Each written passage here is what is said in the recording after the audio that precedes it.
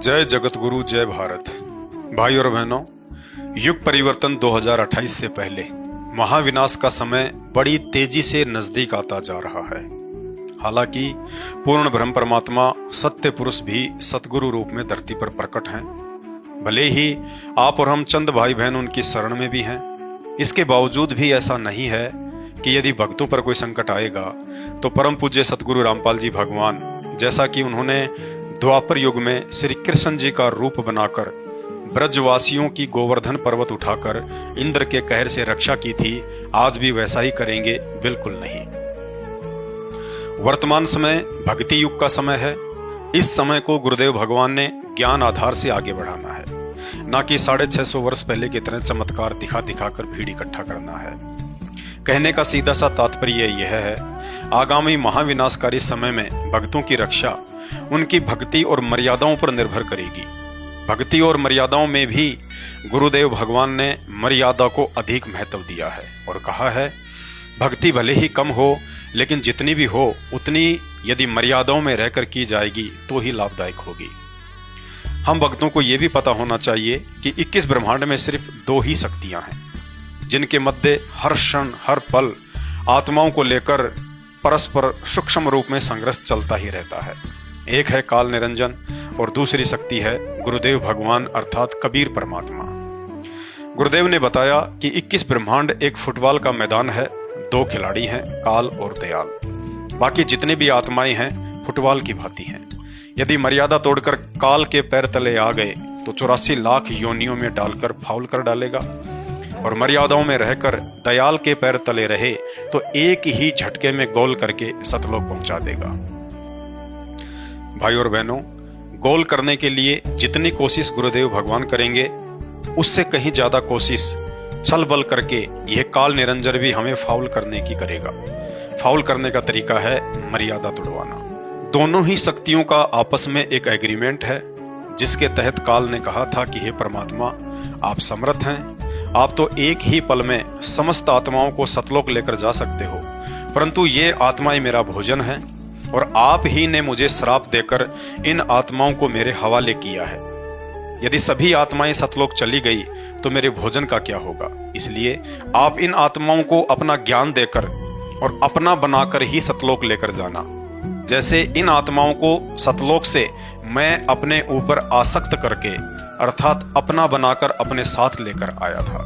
इसलिए आप जबरदस्ती ना करना।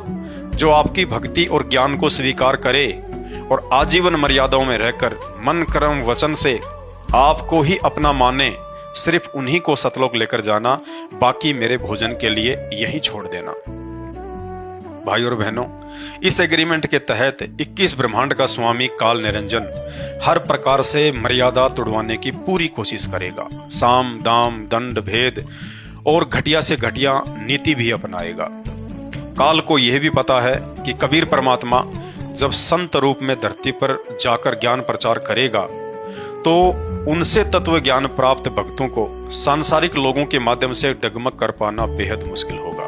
इसलिए काल ने वर्तमान पिछली पीढ़ी में एक सूक्ष्म चाल चली कि क्यों ना इन भक्तों को उन्हीं लोगों के माध्यम से मर्यादाहीन करवाया जाए जिन लोगों पर ये लकीर के फकीर बन चुके भगत अंधविश्वास कर बैठे हैं, अर्थात परम पूज्य सतगुरु रामपाल जी भगवान के काल प्रेरित कलयुगी परिवार के सदस्य। और सन 2014 बरवाला कांड के बाद से काल निरंजन को भक्तों की मर्यादा तोड़वाने को लेकर सोच से कहीं ज्यादा सफलता भी मिलती जा रही है। अर्थात वर्तमान समय 2024 में संत रामपाल जी के देश विदेश में 10% भगत भी पूर्णतया मर्यादाओं में नहीं है। सब के सब काल के निशाने पर हैं। आए दिन अकाल मौत मरकर उसकी भेंट चढ़ते जा रहे हैं, क्योंकि काल के मुख्य एजेंट बन चुके संत रामपाल जी के परिवार के सदस्य, जिन पर स्वयं की अज्ञानता के चलते संगत मर्यादा तोड़कर काल की गोद में बैठी हुई है, इन लोगों ने ऐसा कोई भी कुकर्म शेष नहीं छोड़ा है जिन कुकर्मों को छुड़वाने के लिए संत रामपाल जी ने 30 वर्षों से जी जान लगा डाली थी। सबसे पहला कुकर्म गंदी राजनीति। संत रामपाल जी ने अपने 30 वर्षों के भक्ति इतिहास में स्वयं भी राजनीति से दूरी बनाकर रखी और अपने भक्तों को भी दूर ही रहने की सलाह दी। ना ही 30 वर्षों में संत रामपाल जी ने कभी किसी राजनीतिक पार्टी को वोट किया और ना ही सपोर्ट किया और ना ही अपने भक्तों से किसी भी पार्टी का समर्थन करवाया। परंतु आज उनके जेल जाते ही उनके मर्यादाहीन काल प्रेरित परिवार के द्वारा अपने धार्मिक धंधे अर्थात सतलोक आश्रमों को बचाए रखने के लिए भगत समाज से कभी कांग्रेस सरकार को वोट एंड सपोर्ट करवाया जाता है तो कभी बीजेपी सरकार के पक्ष में खड़ा कर दिया जाता है। अर्थात काल प्रेरणा से संगत को विश्वास में लेकर गुरु वचन और गुरु मर्यादा तोड़वाकर संगत को धीरे धीरे काल के हवाले किया जा रहा है। दूसरा कुक्रम है आरक्षण का समर्थन। हरियाणा में आरक्षण के लिए लड़ाई झगड़े उस समय भी हुआ करते थे जिस समय तक संत रामपाल जी आश्रम में ही रहा करते थे, लेकिन उन्होंने कभी भी ना ही तो स्वयं उन जातिगत आरक्षणों का समर्थन किया और ना ही अपनी प्यारी संगत से करवाया, बल्कि संत रामपाल जी अपनी संगत को यही कहा करते थे कि बच्चों, हमने तो सतलोक में स्थायी आरक्षण चाहिए, ना कि काल निरंजन के इस गंदे लोक में। भक्तों को सरकार से नहीं बल्कि अपने कबीर भगवान से मांगना चाहिए। दुनिया के साथ धरने, प्रदर्शन और रैलियों में शामिल होना तो बिरानी आग में जलने के समान है।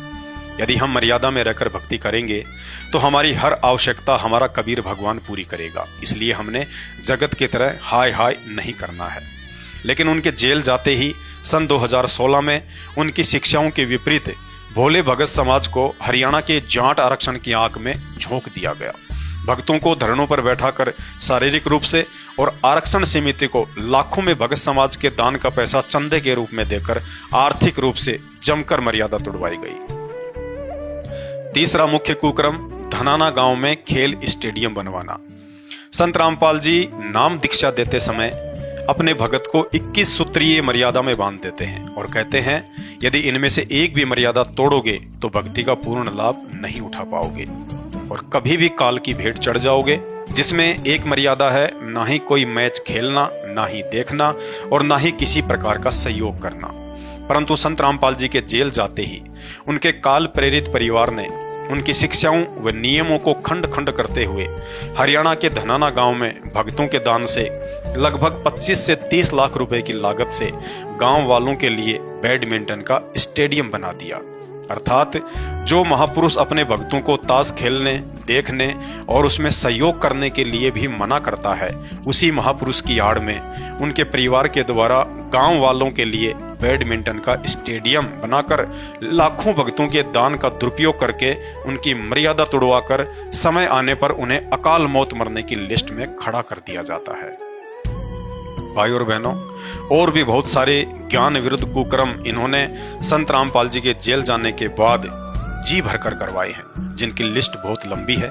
कहने का तात्पर्य यही है, अब आगामी विनाशकारी समय में संत रामपाल जी की वो समस्त अनुयायी जो अंधे होकर उनके काल प्रेरित परिवार के पीछे भेड़ चाल में मगन हैं, जिनकी बुद्धि विवेक हरा जा चुका है, ज्ञान आधार से सही गलत का निर्णय करने की जिनके अंदर क्षमता समाप्त हो चुकी है, उनसे चाहे श्री राम की पूजा करवा लो या श्री रामपाल की, क्योंकि ये लोग सिर्फ संत रामपाल जी के परिवार के आदेशों के गुलाम मात्र हैं।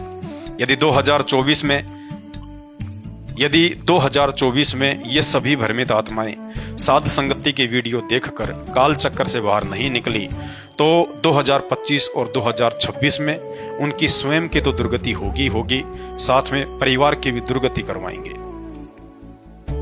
पूर्ण परमेश्वर सतगुरु रामपाल जी भगवान की प्रेरणा से हम साध संगति से जुड़े हुए सत्सेवक एक बार फिर मर्यादित भक्ति से भटक चुकी आत्माओं के लिए भक्ति और मर्यादाओं को लेकर प्रतिदिन एक एक वीडियो बनाकर उन्हें काल के मुख से निकालने का प्रयास करेंगे। तो चलिए आज के वीडियो के माध्यम से विधिवत तरीके से तीनों समय की आरती करने के विषय में जानने का प्रयास करेंगे। त्रिकाल संध्या अर्थात तीनों समय की आरती, सुबह का नित्य नियम, दोपहर की असुर निकंदन रमेणी और सायंकाल की संध्या आरती, जिसके विषय में संपूर्ण शंका समाधान अब इस वीडियो में होने जा रहा है। उपदेश प्राप्त करने के साथ ही भगत को प्रतिदिन अपने घर पर 3 समय की आरती करने के लिए भक्तिबोध नाम से एक छोटी सी पुस्तिका मिलती है, जिसमें तीनों समय की आरती, अन्नदेव की आरती तथा गुरुदेव भगवान को घर पर भोग लगाने की संपूर्ण विधि लिखी होती है। सुबह की आरती को नित्य नियम कहा जाता है, जिसका पाठ करने में लगभग 40 से 50 मिनट का समय लगता है। गुरुदेव भगवान के आदेश अनुसार ये सुबह का नित्य नियम रात्रि 12 बजे से लेकर दिन के 12 बजे तक कभी भी अपनी सुविधा अनुसार किया जा सकता है। साथ ही गुरुदेव भगवान ने यह भी बताया कि इस नित्य नियम पाठ के करने का उत्तम समय सुबह सूर्य उदय होने से 1-8 घंटे पहले का समय है, जिसे ब्रह्म मुहूर्त भी कहा जाता है। यदि किसी कारणवश या काम धंधे के चलते मजबूरीवश भगत भाई बहन इस नित्य नियम पाठ को सुबह 5 बजे के आसपास नहीं कर पाते हैं, तो गुरुदेव भगवान ने बताया कि भगत को चिंतित नहीं होना चाहिए। दिन के 12 बजे तक भी यदि आप इस पाठ को विधिवत कर लेते हैं तो भी भगत को इस पाठ का समान रूप से ही लाभ मिलता है। साथ ही गुरुदेव भगवान ने यह भी बताया कि इस पाठ के करने का समय दिन के 12 बजे तक इसलिए बढ़ाया गया है, यदि किसी कारणवश हम सुबह सुबह इस पाठ को नहीं कर पाते हैं तो उस दिन इस पाठ के करने से वंचित रहने के बजाय जैसे तैसे लेट सेट होकर दिन के 12 बजे तक पूरा किया जा सके। अर्थात दिन के 12 बजे तक का समय गुरुदेव भगवान ने हम भक्तों को अपनी तरफ से एक एक्स्ट्रा ऑप्शन दिया है। अब यदि आप काम धंधे से फ्री हैं, आपके पास इस नित्य नियम पाठ को सुबह सुबह ही करने का पर्याप्त समय है और उसके बावजूद भी यदि आप आलस्य करते हैं, इस पाठ को रोजाना सुबह सूर्योदय के समय ना करके दिन के 9 बजे, 10 बजे, 11 बजे या 11 बजे तक करते हैं, तो आपको इस पाठ का संपूर्ण लाभ मिलना मुश्किल है, क्योंकि आप गुरुदेव भगवान द्वारा दिए गए उस ऑप्शन का नाजायज फायदा उठा रहे हैं। क्योंकि दिन के 12 बजे तक नित्य नियम करने का यह ऑप्शन विशेष परिस्थितियों के लिए है, ना कि रोजाना के लिए। हमें विचार करना चाहिए कि वेदों में वर्णित यह त्रिकाल संध्या अर्थात तीनों समय की आरती गुरुदेव भगवान ने जो हमें बख्शी है, यह साधना तो 33 करोड़ देवी देवताओं को भी नसीब नहीं है। उसके उपरांत भी यदि हम इस भक्ति साधना को करने में आलस्य करते हैं तो इससे गुरुदेव भगवान नाराज होते हैं और हम भक्ति का संपूर्ण लाभ उठाने से वंचित रह जाएंगे। दूसरा विचारणीय विषय यह है कि काल निरंजन तक की आदि अधूरी भक्ति साधना करने वाले साधक भी सुबह सुबह सूर्य उदय होने से पूर्व ही मंदिर, मस्जिद, चर्च व गुरुद्वारों में अपनी अपनी पूजा अर्चना शुरू कर देते हैं, जबकि उनकी साधना शास्त्र विरुद्ध होने से कुछ लाभदायक भी नहीं है। इसलिए हम सभी भगत भाई बहनों ने अपने गुरुदेव भगवान द्वारा बताई गई शास्त्र अनुकूल भक्ति को विशेष तन मन से करने की आवश्यकता है, जिसके करने से चौतरफा लाभ ही लाभ है। इसके बाद दोपहर की आरती करनी होती है। दोपहर की आरती को असुर निकंदन रमणी कहा जाता है। इस पाठ को करने में लगभग 16 से 20 मिनट का समय लगता है। इस पाठ को करने का समय दोपहर के 12 बजे से लेकर रात्रि के 12 बजे तक का रखा है। अर्थात साधक अपनी सुविधा अनुसार दोपहर के 12 बजे से लेकर रात्रि के 12 बजे तक कभी भी ये पाठ कर सकते हैं। परंतु गुरुदेव भगवान ने इस पाठ को करने का उत्तम समय दोपहर के 12 बजे से लेकर दोपहर के 2 बजे तक का ही रखा है। बाकी विशेष परिस्थितियों में गुरुदेव भगवान के आदेश अनुसार आप इसे रात्रि के 12 बजे तक भी कर सकते हैं।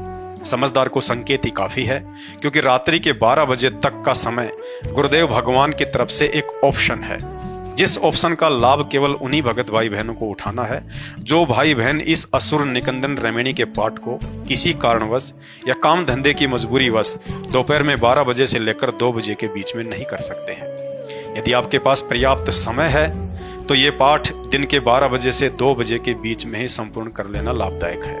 यदि आप गुरुदेव भगवान द्वारा बख्शीश रात्रि के 12 बजे तक वाले ऑप्शन का नाजायज फायदा उठाते हैं तो कहीं न कहीं आप भक्ति में गफलत कर रहे हैं, जिसका फायदा मर्यादा तोड़वाकर काल कभी भी उठा सकता है। इसके बाद सायंकाल की आरती करनी होती है, जिसे संध्या आरती भी कहा जाता है। इस पाठ को करने में लगभग 35 से 40 मिनट का समय लगता है। इस पाठ को सूर्यास्त अर्थात सूरज छिपने से लेकर रात्रि के 12 बजे तक अपनी सुविधा अनुसार कभी भी कर सकते हैं। परंतु गुरुदेव भगवान ने सायंकाल की आरती के करने का उत्तम समय सूर्यास्त को ही बताया है। अर्थात जैसे ही सूर्य अस्त होता है वही इस पाठ के शुरू करने का उत्तम समय है।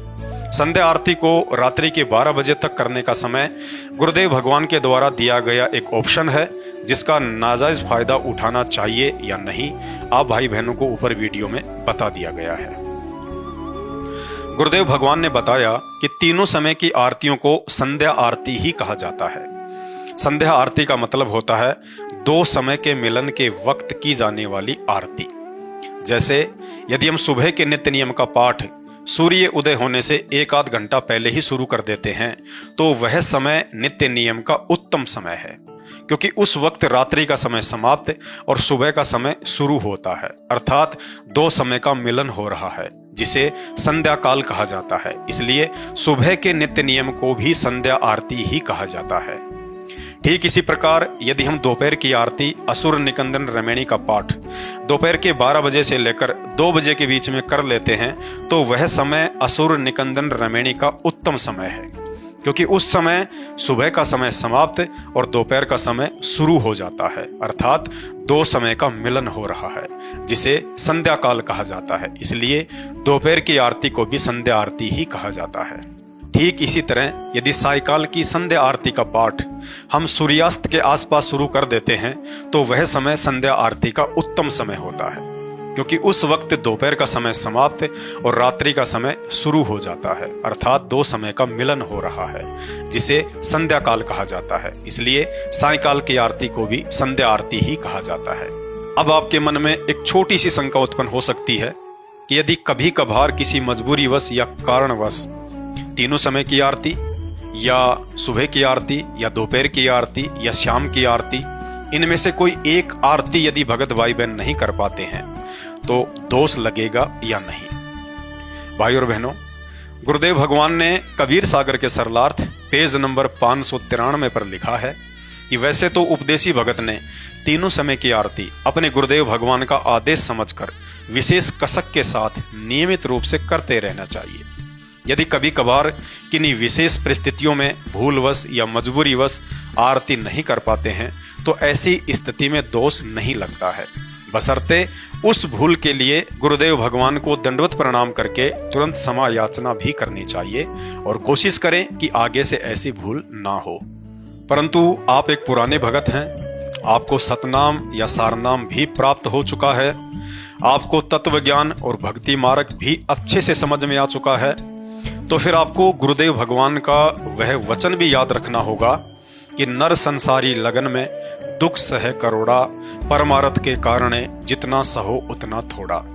अर्थात ज्ञान समझ में आ जाने के बाद एक भगत ने अपनी भक्ति क्रियाओं से अधिक किसी भी सांसारिक कार्य को महत्व नहीं देना है। सबसे पहले परमात्मा का काम, उसके बाद सांसारिक काम। गुरुदेव भगवान ने बताया कि सांसारिक काम भी परमात्मा की भक्ति करते रहने से ही सफल होते हैं।